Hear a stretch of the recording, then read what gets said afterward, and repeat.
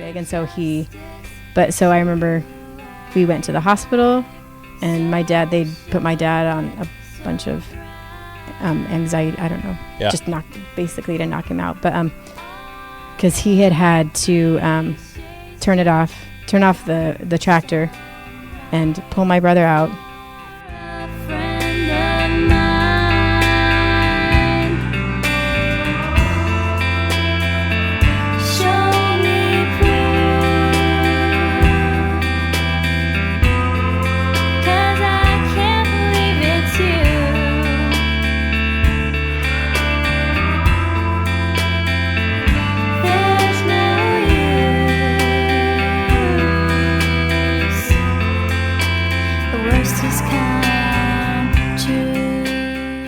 This is the Pastor with No Answers, and want to welcome you to another show. Thank you guys for listening. These are actually my favorite types of episodes. No offense to all the theological debates and smart people that we have on here, although I would imagine Tara's pretty smart. But here's the deal, is it's a true story in which I feel is not only, I hope this doesn't sound like shallow, but it's super interesting and yet devastatingly sad, and I'm kind of emo, so I like sad stories.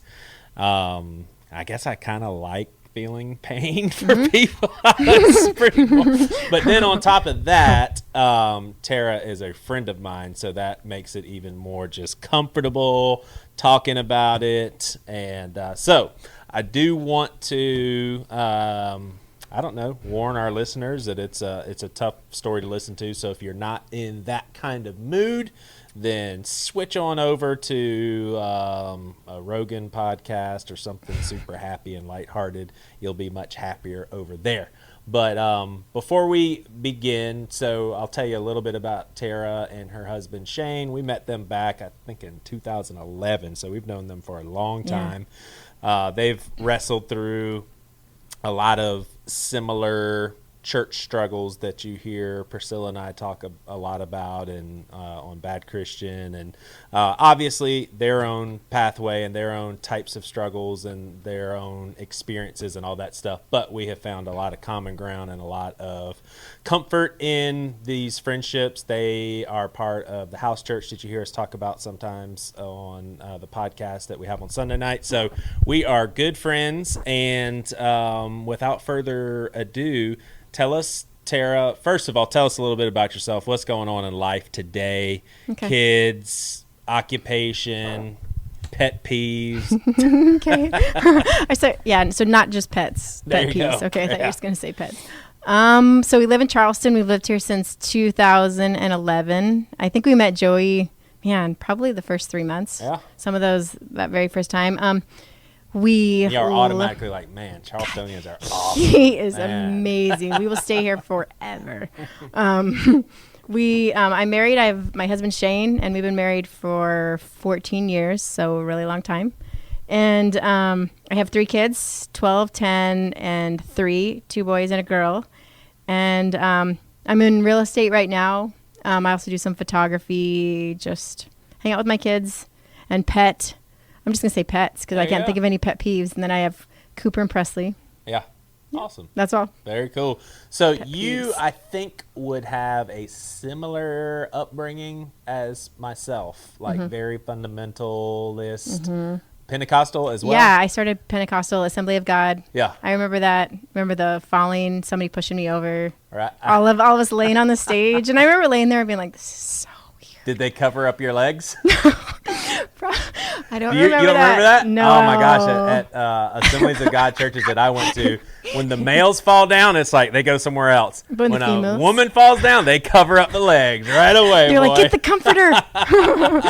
Cover her. But I think that you and I also share a lot of current struggles, and I don't know. It's interesting because I think that it just almost. It feels inevitable. Like the stuff that I've been through, the stuff that my mind has changed in, I think a lot of people just assume that I'm trying to be different. I'm trying to be rebellious. I'm trying to, I don't know, like make a statement. And a lot of people don't understand. And honestly, I made the same mistake when someone, and I personally, this is my personal opinion, I don't think I'm on the way to atheism or anything like that.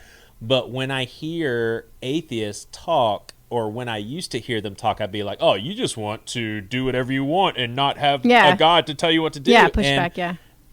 It's the complete opposite perspective. It's like, I've heard so many atheist friends say, I want to believe. Like, you know how cool it would be to really believe there's a God that cares about me? I just can't. Yeah. And I would put myself in that category as far as the things that my mind has changed in. I didn't have a choice. No. I mean, I could be very inauthentic and lie and say, no, here's what I believe, and just tell stories. But, I mean, how I feel is how I feel. So how have you changed? And I guess in recent years, maybe mostly like the last 7 years. I mean, obviously we're always changing, but what does it like? You're not the same believer that you used to be. Jeez, I wouldn't recognize myself from 10 years ago. And I'm not. I mean, would you say that you're on the brink of maybe not believing, or you've gone through seasons where you're just like, I'm just not sure?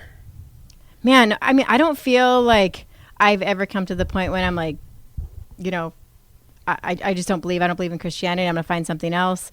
But it's just that I feel like I've kind of lost faith in everything else. Yeah. But but when I read about Jesus, I'm like, man, this guy, and just with Christmas, about how God sent this baby to this, this 16-year-old girl in exactly the most beautiful, desperate situation. I'm like, that is so unlike anything that should happen. It's totally God. It's totally God. And so, but everything else, the church and just a lot of the stuff I believed and all the regulations that I was trying to live up to make myself feel good or feel like I could check my day off, or it's just, I just feel done with that. Yeah. I feel done with that. What kind of turning point? And I honestly think that you likely represent a lot of people, including a lot of our listeners. And when I say a lot, maybe as far as our listeners, maybe a good 100, because I do think it's unique, the passion you have behind this. But the Trump election was a devastating blow to you. And it was not just, oh, this guy's our president, but it was also, and Christians put him in this position. Yeah. Like, was that faith wrecking as far as, or you've made clear that you haven't lost your faith, but was that like a huge turning point in how you perceived the church, how you perceived how Tara fits in the church and all that kind of thing? Yeah, absolutely. I mean, I just heard Jerry Falwell just like 2 days ago say Trump is like, he has been the usher of Christianity. And just like 2 days ago, I'm like, what? Are we even living in the same world? I think it was all these different little things that were adding up to that. And then when 85% of Christians supported Trump, I'm like, peace, I'm out. Yeah. And I was on the worship team, and I've been, helping lead worship since I was like 13 years old. And I would stand up there and I started having these panic attacks, and I was digging my fingers into my legs, and I'm like, why am I here? I mean, it just, I don't know. I mean, Jesus is cool, but I just couldn't do any of it. Right. Like, and I just church.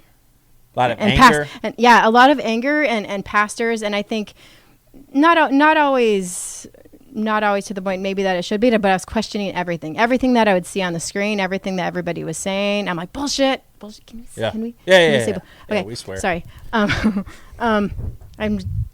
just trusting pastors, trusting integrity. I think a lot of it, my relationship with my dad, I think my whole Christian life seemed just like it was all a farce. Everything like turn the other cheek, the least is the greatest, and none of that was real. Right. Were you was there a part of you that was embarrassed to be a Christian?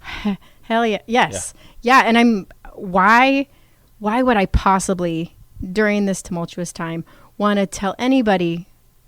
Why would I want to, give my testimony or tell people about God, or, that just seemed completely, I don't know, abstract. It just didn't seem like it seemed crazy. Yeah. Why would anybody want to be a Christian right now? Right. So where you, this is what I love is I feel like we're talking to you in the middle of all this. Now, obviously you have processed a lot since 2 Novembers ago, but you know, just like people know that I'm kind of in the middle of figuring things out, I think you're kind of in the middle of figuring things out. So where are you now? Like, do you feel like you have Christians in your life that you can speak freely about as far as your faith is concerned, as far as what you doubt? Do you spend a lot of days completely depressed and fixated on the current climate in Christian America? You know, like where's your headspace at now? We used to be in ministry, and I think I have gotten to the point that having these conversations about what I care about and why don't they understand with Christians and their eyes glaze over. I mean, Shane and I used to talk about that all the time. You know, you share these passions about the least of these, and I mean, about how just the church being more of a financial institution than seeking and saving the lost. And their eyes would glaze over and they're like, I don't even know what you're talking about. Yeah. You know, and so I guess I'm tired of doing that. Yeah. I don't even care to do it anymore. And I still have friends that I talk about just all the struggles that I'm going with, and we're not even on the same page. Right. You know, I feel like when we on church on Sunday night, we're not all exactly in the same path at exactly the same time, but at least you get me, you know what I mean? At least you're not an alien. Yeah, exactly. Yeah. Totally.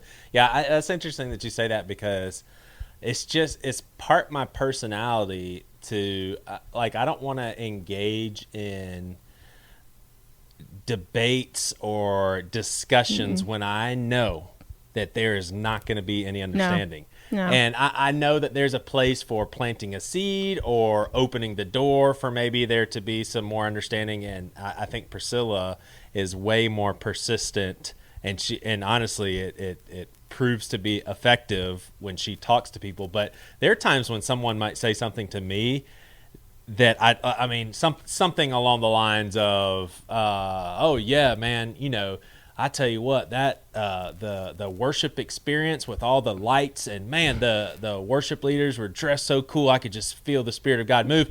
Like, my reaction to that is going to be like, oh yeah. Like, yeah. I'm not going to say, well, wait a second now. Nope. What are you talking about? Like, what does that have to do? Or someone, I mean, honestly, like a fundamentalist Christian that stands in front of me and says, wow, Trump is really ushering in the kingdom of God, I'm just not going to say anything. No. Now, I may say, oh, really? You think that? But I probably won't even do that, because I just don't want to get in that discussion. No, and I don't. Yeah, because it's like, been there, done that, and it doesn't go anywhere. And I would rather, I just don't want to waste my time anymore. And I'm not sure if that's good for me or you. But I do feel like there is a season where maybe you just have to detox from those conversations. I think so too. And I feel, honestly, like after doing ministry, I feel like I'm to this point that, like, I feel that my job with just with so much going on in the church, I want to redefine, I want to try to show what Jesus looks like to people who aren't Christians. Right. You know what I mean? So when I hang out, like dropping the F word, you know, or something, like I'm like, I'm a Christian, and I just want you to know that there are people that really do genuinely believe in Jesus, and there's people, and he really, really does care for you. But I don't say that. Right. Like, if I'm not living different and they're not asking any questions, then I guess I'm not living different enough. You know what I mean? Yeah. No, I hear you. All right. Well, let's rewind to a pretty tragic day in your life. So how many years are we rewinding? This is, I was how old 8. You're 8.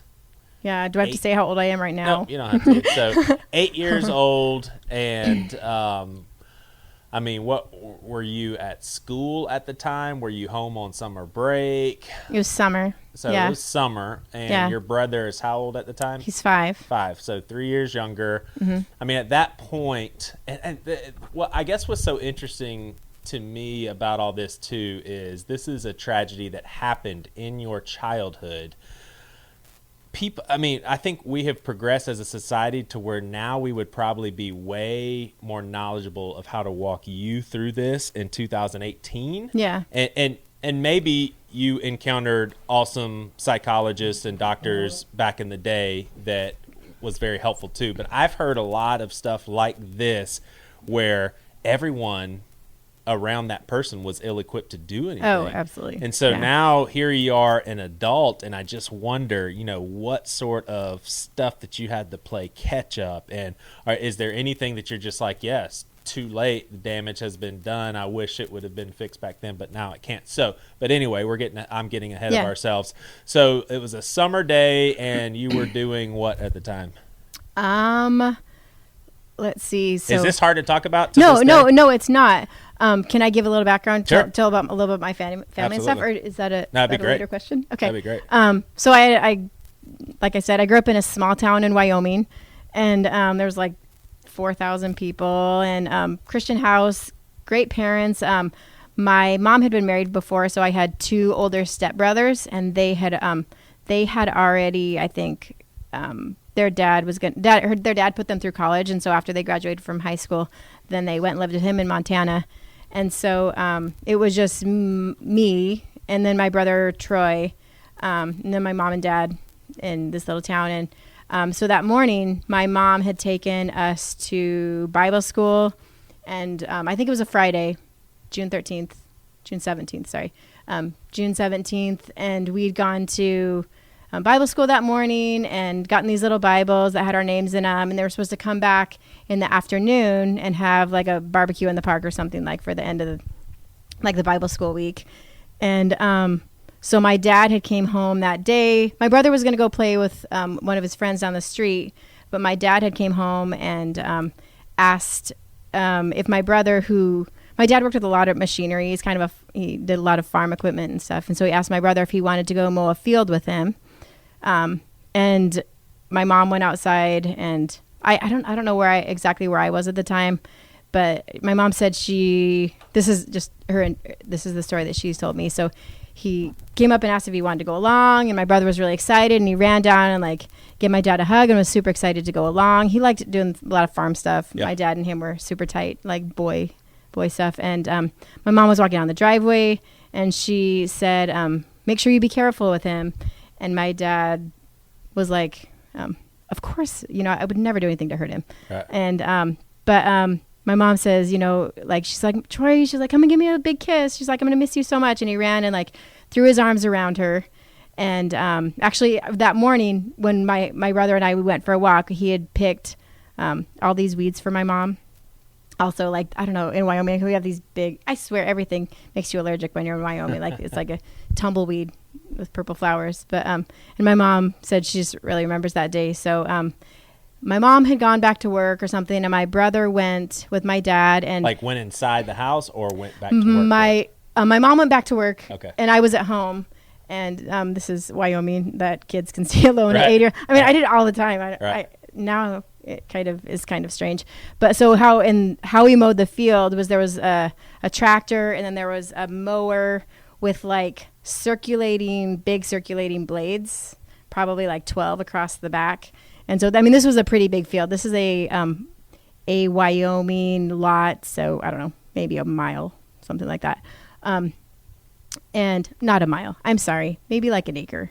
Yeah. It doesn't even matter. But anyways, so I remember I don't remember what I did during the afternoon, but it was about time for the picnic to start, and I'm like, where is everybody? Like, where is everybody?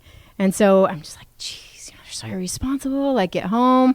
And I remember like playing in the backyard and looking out the window, and then this like blue Jeep drove up, and my mom came out, and she walked inside, and she set me on this like red and gold chair, and she's like, your brother was just killed, and when he fell off the tractor, and he got ran over. And so I guess my dad was driving this, and my brother was standing right next to him, and he went to turn a corner to go back the other way, and my brother just fell right off the back, and my dad ran him over. He said he went to shift forward, but I don't know in that minute. Like, did he shift forward? Did he shift up? So did he know that your brother fell when he fell? He did. Yeah. And so he said he tried to stop it, and and so, I mean, I assume he was killed instantly, but I mean, these blades are probably like 3 feet wide. Yeah. They're really big. And so so I remember we went to the hospital, and they put my dad on a bunch of anxiety. I don't know. Yeah. Just basically to knock him out. But because he had to turn off the tractor and pull my brother out, and I think it took off the very top of his head, and that was actually pretty much the only thing was the top of his head, and as far as damage to his body. Yeah, from what my mom said. So I don't know if he just like fell straight back, and then and I can't even imagine what he saw in that moment. He says he remembers sitting there and hearing God tell him that I will restore your son. And I don't know if, like, we've had conversations since, like, my son Landon looks a lot like my brother Troy. Yeah. And Shane and my dad are really close. And so I don't know what is God's restoration. But right. What was how did, I mean, because all of this is, I guess, even more, I don't know the word I'm looking for, but as parents, I think it hits way more at home when I think about your mom. You know what I'm saying? Like, how did she, like, can now as an adult mom, can you think back to that conversation and maybe read what your mom was trying to do as far as protect you, or did she let emotion out, or did she keep it stoic, or do you remember that at all? Like, I mean, it was really matter of fact. I mean, I'm sure she was just in shock. Like, it was pretty matter of fact. And I remember, like, I don't even know if I cried. I don't know if I believed her. Right. You know, and I don't know if she believed it. And I just remember the chair and her sitting there in the blue van, you know, and that's about it.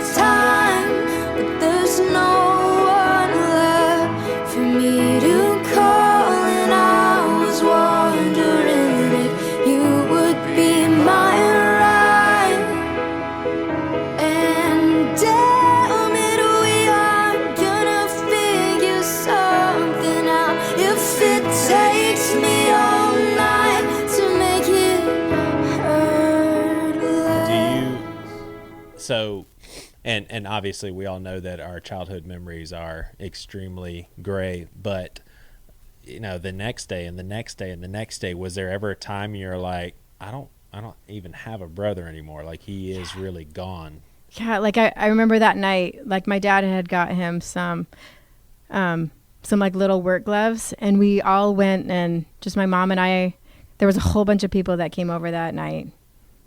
Which is funny because I'm fairly an introvert, and so when something like this happens to somebody and all these people come over, I'm like, why in the hell are you going to their house? You know, like, the last thing I would want was all those people at my house. Right. You know, I wouldn't want any food. I would just want to, and so we went, after everybody left, like, we went for a walk, and then we all, like, or my parents and I slept in the bed together, and then I don't know. Like, I'm just trying to figure out, like, how I was processing it.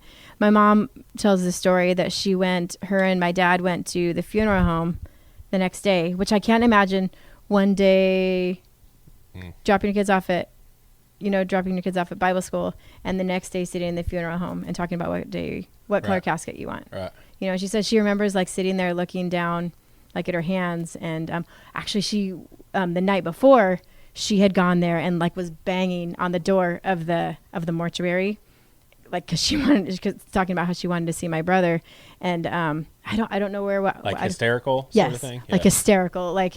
And Dave said that Dave is the he was the EMT, and he was also the guy. What do you call the mortician? Yeah. Yes, yeah, the mortician. He was there, and she's like, please, just begging, like she just needed to see him. And he's like, had she seen him yet? She had not seen him yet. My God. And she's like, I have to see him. He's like, you have to give me a half hour. You have to give me because he hadn't done anything. Like he was like, my brother was just brought in. And so he's like, you have to give me a half hour. And my dad actually now is an EMT and works for him. But he said he thinks that God, there has been no other time that he felt that God was working through his fingers to put him back together so that a mom could see her kid. Oh. And he had to say, like, you can't pick him up because his head will fall, his head will fall off. And so I don't know. I can't imagine like what she did. Now your mom's alive, right? Yeah, she is. Has she talked to you from a mother to a mother? Like since you have, since Landon was born, and obviously you have 2 more kids as well. But have you all talked mom to mom about this, or is that something that she just avoids? No, we do talk about it. She actually goes around and gives her testimony. Yeah. And I did that with her when I was growing up and stuff, and talks about it. She does consistently. And I don't get how she didn't rip my dad apart. Mm-hmm. Because I don't know. Did she blame him? They're still married. The fact that they're still married. Oh yeah. And I remember them sitting, like my dad had like a pickup truck with like the bed that goes all the way across, and I remember her sitting in the middle even after he was gone, and so there was always tumultuous and up and down and stuff like that. But yes, on and off. Yeah. And I think on and off every day is like, no, I forgive him, I'll get to that in a minute. But so the story I was telling you before, so she said she was sitting in there the next day, and Dave was like, he was telling her about all the details, what's going to be happening. And he's like, I just want to let you know there's not going to be any charge for this. No charge for the funeral, no charge for the casket, no charge for the burial. And she looked up, and she's just remembers quiet. She's like, like this is still a business. And he's like, I'm not in the business of bearing children. And she said in her testimony, she's like, people might think like, wow, so thank God that I don't have to pay for this. She's like, but it made such a huge difference to know that he was taking care of her little boy's body with love and not just like for a paycheck. Right. You know what I mean? And so, yeah. Gosh. See, I don't, this is just devastating to hear. Like, I don't, like as a mom, it's almost like a love-hate relationship with the body. Mm-hmm. Like you don't want to see it. You don't want to have anything to do with it. You don't want your mind to connect with that, and yet that's all you have. Yeah. I mean, that is literally all you have. I know. I was listening to this podcast called Terrible Thanks for Asking. It was talking about a mom whose baby had died, and she took it home right after it died in the hospital. And I guess in North Carolina you can do that. And she kept it for a couple of days, and then they buried it in the backyard. And I could see, thinking now as a mom, I could not let that body go. Like I couldn't. I would not have let it. I don't know. I could not have let it go. Like, take my baby and put it in the ground. Like that seems impossible. Yeah. Yeah. Yeah. Did you, or when you think back from that time until now, has Tara mourned your brother? I think I have. I would say that I am actually more accepting, and I have dealt with it more than my older brothers who are half brothers. I mean, they were there through his whole life also, but I mean, my parents have said, like, my mom, probably hundreds of people have come to know Christ because of my parents' story. and how they talk to them. Just a couple months ago, my parents came down here, and on the way back, they stopped in Nebraska. There was a guy who had a combine, and he had his little girl sitting in the combine, and some suction was created, and the window blew out, and she was sucked into the combine right in front of him. And so when they hear stuff like that, then they go there. Right. And so I have seen God in that, and I do think that I've grieved. Yeah. And my dad is ADHD, and I think I'm pretty sure I am too. And sometimes I'm out of sight, out of mind, which I kind of remember sometimes myself being in that whole, especially the circumstances going on right then. Maybe, I don't know, maybe a little shock of a little bit of both, but I do feel like I have. Yeah. Do you?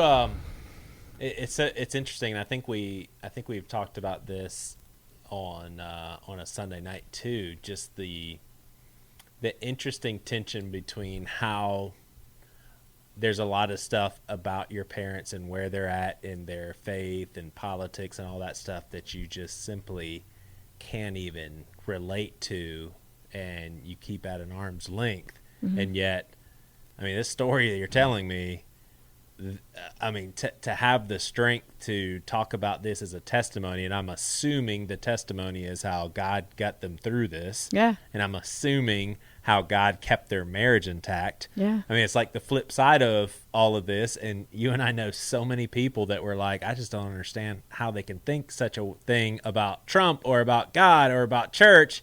Yeah. And yet they are amazing people. Absolutely. That seem to be fueled by something supernatural. Totally. Yeah. I know. I mean, what is basically the snapshot of your mom's testimony, that it was the most painful thing ever and God brought her through it, sort of thing? Yeah. And I mean, she can maybe, I've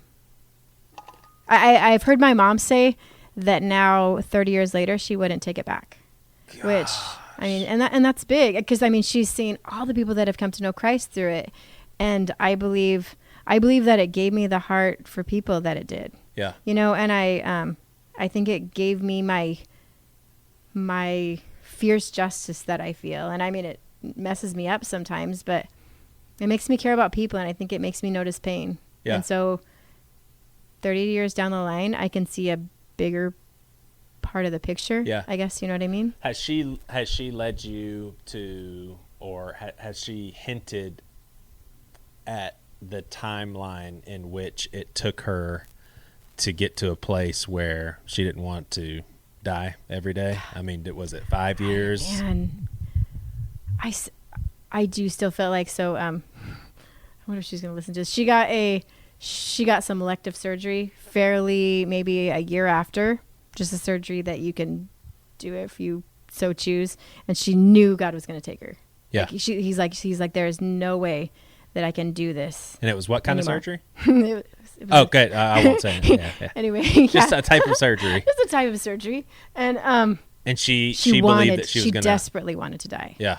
And I think suicide is something that she struggled with a lot. And there's a lot of times she's like, Tara, like when something will come up in my life, she'll be like, honey, but you can make this through that. I don't want you to do something. And I'm like, Mom, I'm not gonna kill myself. Right. It was a bad grade, but right. I am upset, but I'm not gonna kill myself. Yeah. But I feel like that is always in the back of her mind, and so like, who were we? I don't remember. We were just talking to somebody the other day who lost somebody. And I know like the funeral, the days around that funeral are, Bronson.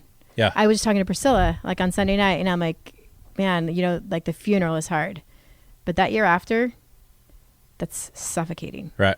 When everybody goes back to their normal life and your normal life is completely gone, and you don't want to live, you don't want to, and you're pissed that people are happy, like, because your world is demolished. You know what I mean? And so, and I think it's those 3 years after, because my dad now says, he remembers right after being almost like, this is going to sound really weird, but almost euphoric, like that God was getting him through it, it was, I don't know, it was supposed to happen. I don't even know what his mind was there, but, and then it all came crashing down. And he said to this day, he's embarrassed by how well he thought that he was doing. Like you know. like the first year sort of thing he felt? I would say the first month. Gotcha. And He I felt think, like God was just carrying him. yeah, and he God was gonna be carrying okay. him. And so I always question when I'm at the funeral and everybody's like, man, this was so beautiful and people are so strong and Right. and I'm like, just wait, Right. just wait. Right. Cause it comes like because you death. hear everybody saying such awesome things. There's such a common sense of mourning, a common sense of laughter at the good memories. It is. Like everyone is just fastened on eternity and Yep. like the real truth in life and the deeper meaning of relationships. So it's like this deeper reflection. But like you said, then everybody goes back to Yeah. regular life and you're stuck with the remains, With of as a kid. Did you ever pick up on, like, as we are a lot when we're younger, we're a lot more self-centered. Did you ever pick up on like gosh, I wish I had my mom and dad back and how they used to be, because now all they do is cry and I mean, for all I know, they could have done a perfect job and kept that from you. I think they just kind of, they were still great parents, and did all the normal parent things, but they disappeared the year after. So that happened right before my third grade year. And I was an easy kid, always getting, not getting into much trouble. Then the next year, so when I was in third grade, I got sent to the principal all the time. I somehow got involved with this kid who was writing notes about 20s can't wait, and he was making some like sexual references that I had absolutely no idea what they were, but I would just repeat them and write them back to him. Yeah. And I was hanging out with these girls and we were kicking boys. And I was just going to the principal all the time. And I wished, why in the hell did nobody say, maybe she needs a little help? Yeah. No counseling. Like, I remember teachers, like my third grade teacher, like I remember how mad she was getting at me. And I want to go back and be like, holy shit. Right. You know what happened? Yeah. Because they did know. Yeah. Yeah. Everybody, it's 4,000 people. Everybody knew.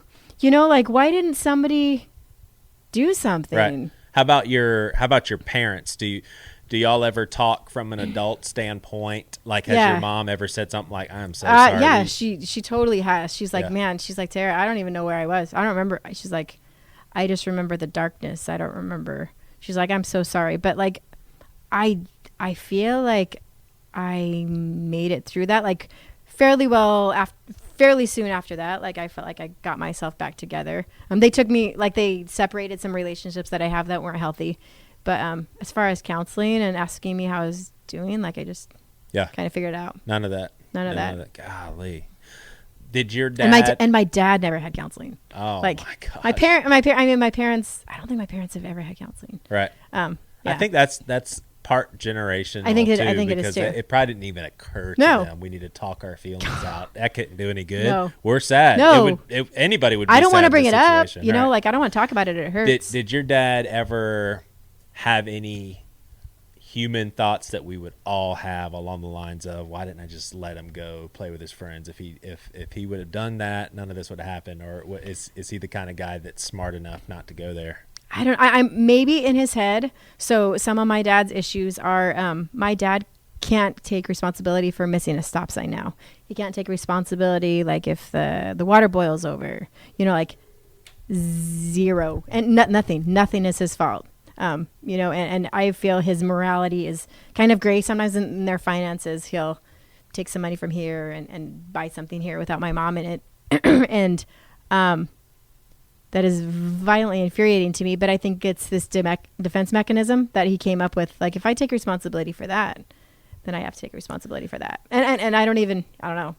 So you're saying that what happened to him as a father, he learned right then and there that he has to separate himself from taking responsibility. Yes. And that's caused him to do that along the way.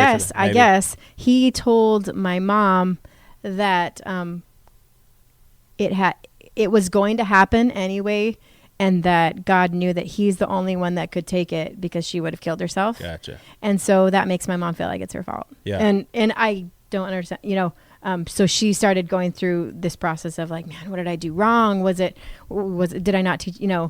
and that's, I think And my mom said that she actually got counseling within like the last year or so. And The last year? yeah, just in the last year or so.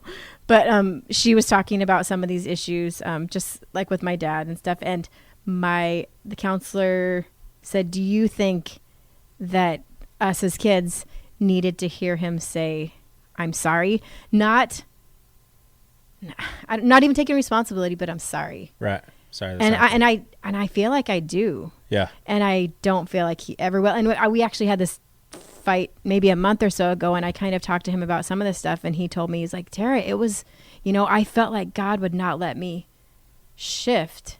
And I don't know. I don't know if I believe that. I mean, like, and I'm not insinuating anything about your dad, but as far as me and a lot of my mental health issues, like, that seems to be, and I don't mean this in any sort of cynical way, a brilliant defensive mechanism to say, I'm not God. God decided to take him home. I agree. And it happened with me because I was the only one that could handle. I mean, and I seriously, was the strongest one.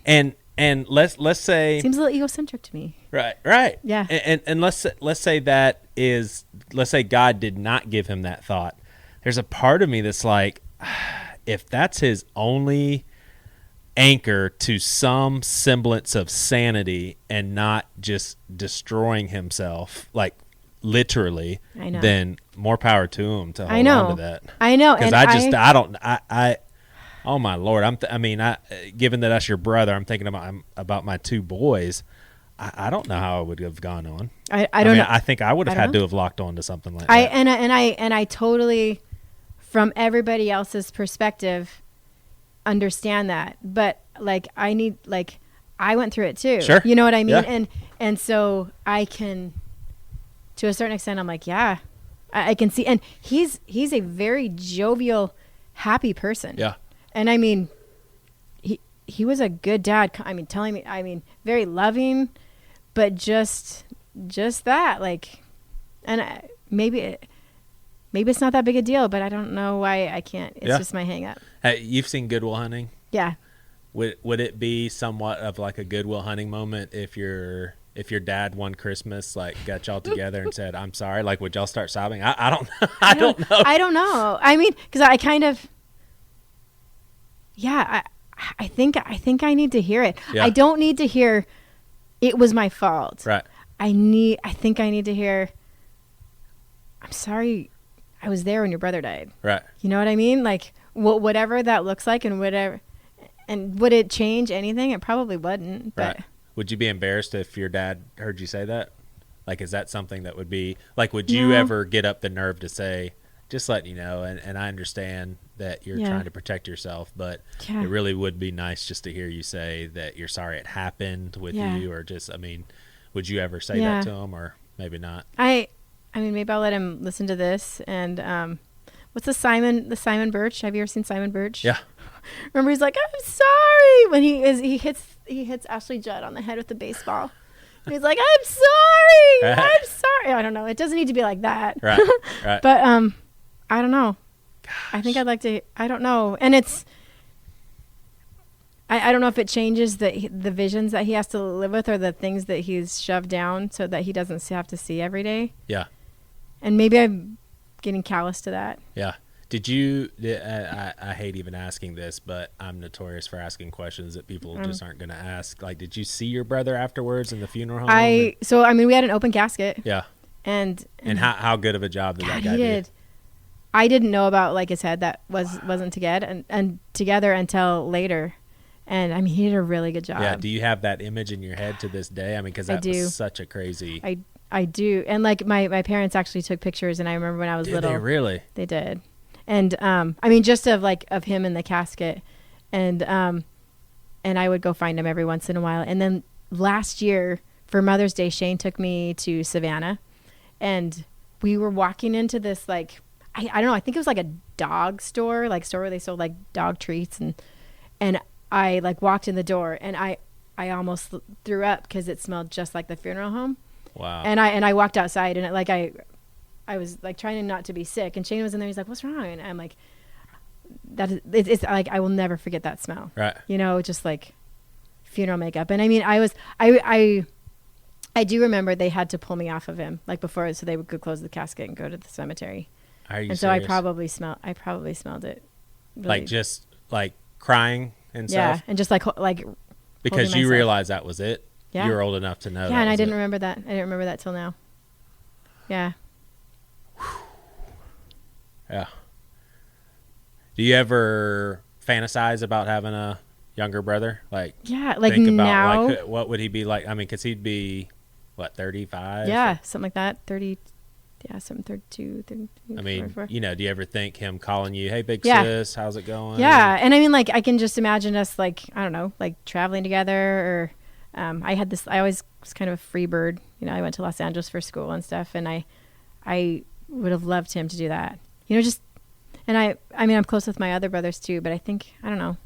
I think maybe it would have been different. Yeah. I don't know. So this sounds like maybe a weird question, but how would you process the simple question, do you love your brother? That's weird. And if you love him, it seems like you would just love the 5-year-old version because you don't know another version. Yeah. Or is it like the concept of there was another soul interesting. that used to exist on this earth Yeah. that you guys had so much common ground, same parents, life, you know, childhood shared experiences and everything. I mean, is there like the concept of your brother that you just really love? Yeah, and I like my mom. I mean, I don't know, is it called latchkey or whatever? Like my mom, I remember in the summers, like my parents worked a lot, and so I remember taking, you know, like kindergarten roundup. We called it kindergarten roundup, where you like take your little kid to like the middle of the summer, like you take them to the kindergarten class and they go through and they meet the teachers who are going to be there. And I took him to that. Yeah. And my parents weren't there, which my mom, I mean, to this day, like she's crushed because it was just a couple weeks before. Yeah. But I mean, we walked around town together and I took him to the park. And so I was always almost kind of a maternal figure, I guess, because my parents, you know, I don't know, worked a lot, but, love. That's an interesting. What do I love? Yeah. Yeah. I mean, I do. There's a lot of times when I look at Landon, and he's my 12-year-old. Yeah. And I mean, I can see him. So I guess I can kind of see what he would look like as he gets bigger. Yeah. And so. Can you hear his voice? Can you hear your brother's 5-year-old Yeah, it was voice? like super scratchy. Really? Like raspy. Yeah. I mean, do you consider that stuff like just precious that you can hear his voice? Yeah, and like I think my mom has a couple tapes of us like doing some kind of. Gosh. I don't know. Like what? I'm pretty sure. So, not that anybody else cares, but I think, you know, we became friends with y'all like in 2011. Probably hung out on and off. You know, babysat for each other's kids for maybe a couple of years. Then went through a span of time where we didn't see each other much.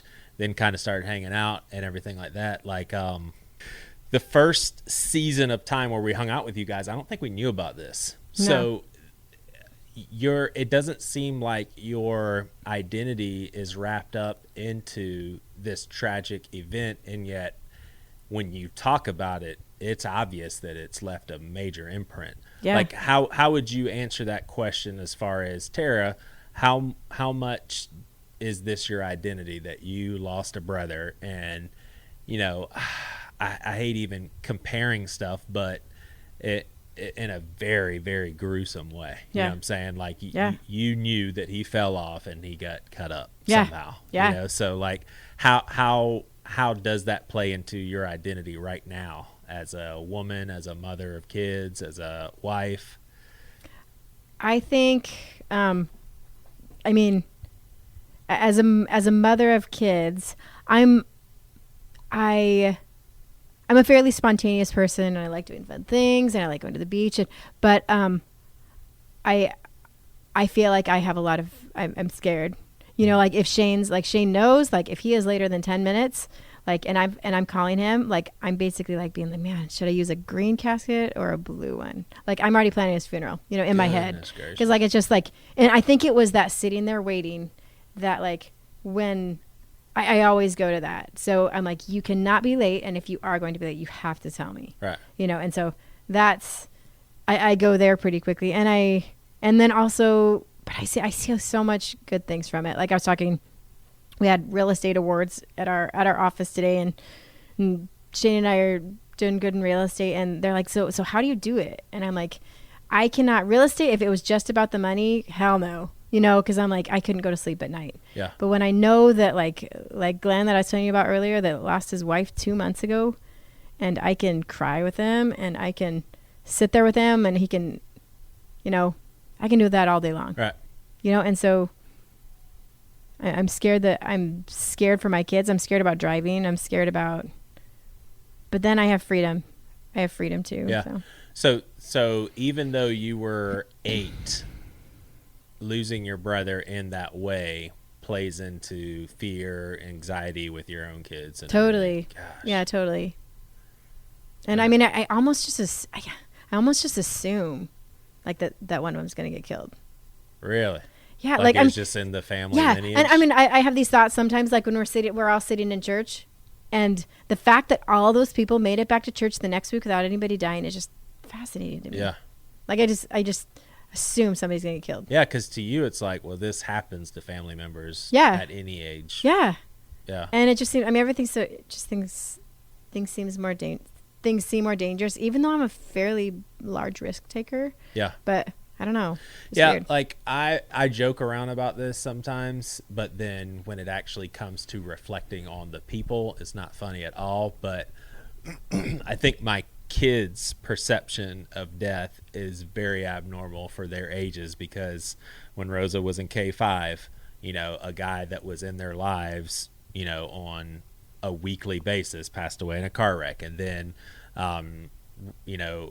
the 2 oldest probably still remember their mom mourning her dad's death. And then they heard about great grandmothers dying. And then, you have Bronson, who all of them were old enough to remember. It's just like, oh yeah, it's really sad. We cry about it, but it happens all the time, just everywhere around us. I mean, as a kid, your age, having that happen to someone that close, you had to have seen death differently than everybody else. Especially, I mean, one of my best friends lost his mom last year, and that was the first time he has ever lost someone close, and he was like crazy. 38 years old. That's insane. Yeah, you were 8 and you experienced a brother dying. Yeah. I mean, so did you, when you heard, because we all hear about, so and so died, or a next door neighbor died, or such and such a celebrity died.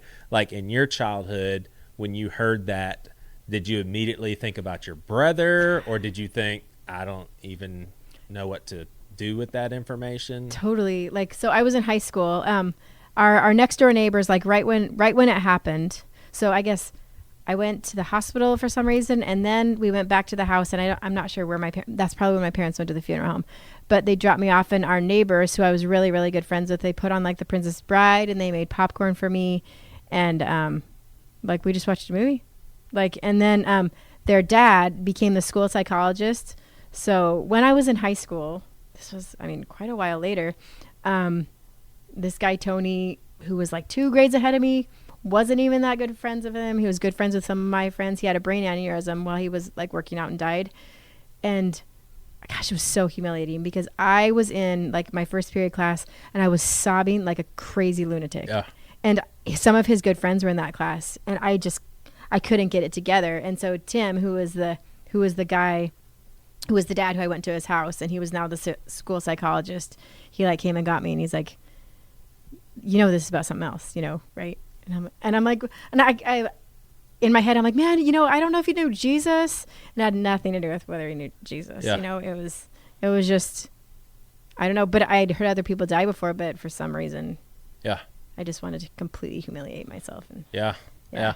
With your background and upbringing, do you recall what sort of vibe they tried to orchestrate at the funeral? Like, was there a, hey, we're going to celebrate this because we know he's in a better place, we're going to sing and jump around and be happy? Or did they take on a more somber approach? I feel like that's kind of new, trying to be happy right. at funerals, and like doing like, I don't know. 'Cause I remember singing, which I remember singing, but it was dark in there. It was just a dark, smelly place. And it was pretty sad. It was pretty heavy. But my mom says she remembers which is why we had to do this a lot growing up. But like, she remembers hundreds of people from the town. And now I'm like, were they just curious, coming to pay their respects, you know, and visit. And the funeral home was just packed, and there was people standing outside. And so like we would go to all these people's funerals that we didn't know, because she's like, that meant so much to me that even though you didn't know me, you would come, you know. I think that's helpful for everybody to hear. Like, I think so too. Because then you think about the people that there's nobody there. Yeah. And that's heart-wrenching too. So when people think, oh, there's going to be hundreds there, nobody will even notice me. No one will even notice me. Go. Yeah. But I would say the flip side of that too is don't go out of your way to be noticed and to make sure you get a long hug in, because it's exhausting for those people. Exactly. I think that the hugging, and I think send a card at 6 months. Yeah. Don't worry about it that first week. Yeah. Send it at 6 months. Send it at a year or a year and a half. Yeah. When they like don't want the day to start. Yeah. Well, let's end this by tying back to our original conversation about God and where you're at with all of that. Have you ever tried marrying the two thoughts as far as where you're at in your faith now and all the questions you have and all the things that you don't believe in anymore or not sure of anymore, and now here comes the potentially one of the biggest things that's ever happened to you, losing your brother? How do you process that with an all-loving, all-powerful God that we believe in? I think I was talking about this to Shane, and I think he thinks it's really messed up. But I'm like, when people are like, oh, you know, would you pray for my travels this weekend? I'm like, no, you know, like, and like, or they're like, I'm like, I'm not going to pray for you because right now there's little kids in sex trafficking and they're getting raped. So that seems disrespectful. Right. And I'm like, I don't pray for stuff like that because I don't feel like it works. Yeah. I feel like, the stuff you're talking about, safe travels or praying that kids stay out of tragedy? Praying. Okay. And I'm trying to figure this out in my own head. Do I believe that I can pray and change God's mind? Right. I think that God gives you peace in the shitty stuff that happens because this is a broken world. Yeah. And I don't know if I believe that he changes it. Maybe he does. But How dare you? Yeah, I know. And it's so crazy. How can people not realize that's a question? Like that is a very legitimate question. Like it should be okay for Christians to be like, yeah, I follow God, I love God, but I don't know how prayer works. Yeah, I know. I mean, prayer is the biggest mystery for me ever. It is. And my mom's like this huge prayer warrior, and I'm like, and she's like, I don't know. I'm like, just Mom, that seems weird. Like, I feel like, I don't know. I kind of lost my train of thought, but it just seems, pray that God gives peace in a shitty situation. Right.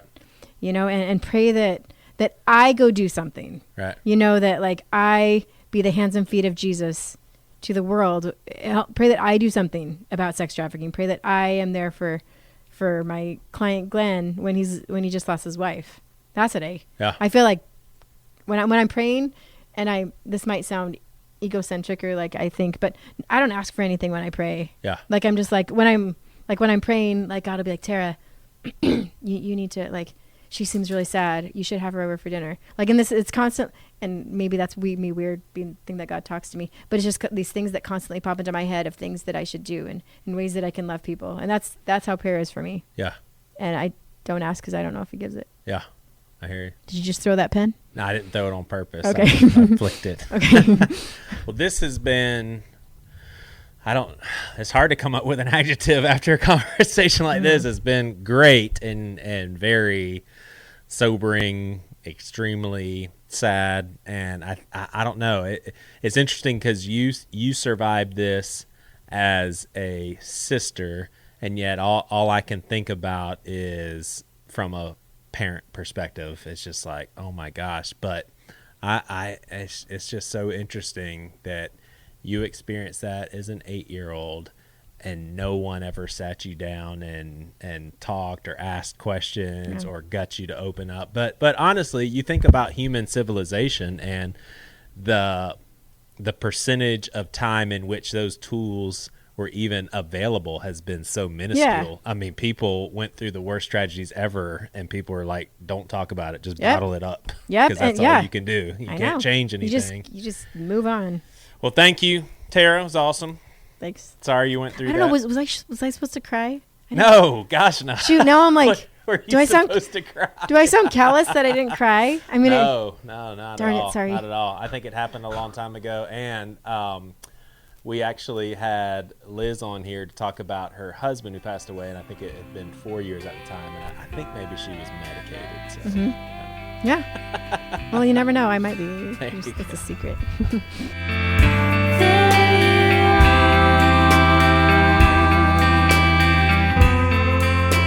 Shining in my heart,